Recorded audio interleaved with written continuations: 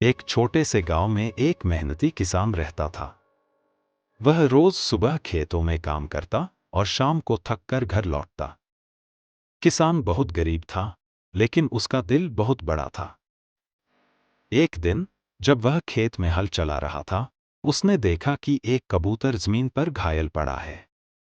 उसका एक पंख टूटा हुआ था और वह उड़ नहीं पा रहा था। किसान ने चारों ओर देखा, लेकिन कोई और नहीं था। उसने सोचा, अगर आज मैं इसकी मदद नहीं करूंगा तो शायद यह जिंदा ना बचे।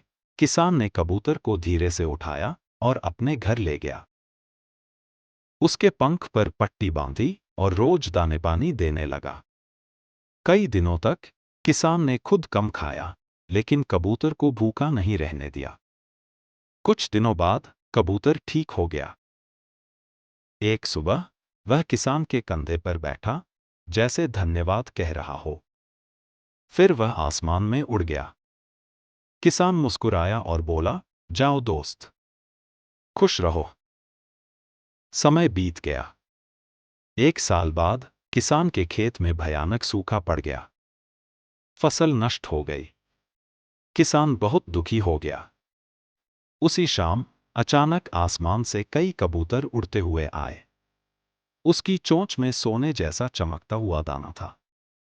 कबूतरों ने किसान के आंगन में कई ऐसे दाने गिरा दिए।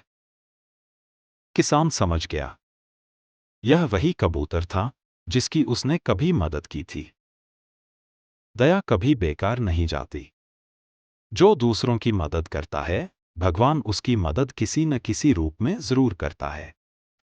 दया, करुणा और अच्छाई, यही सबसे बड़ी दौलत है।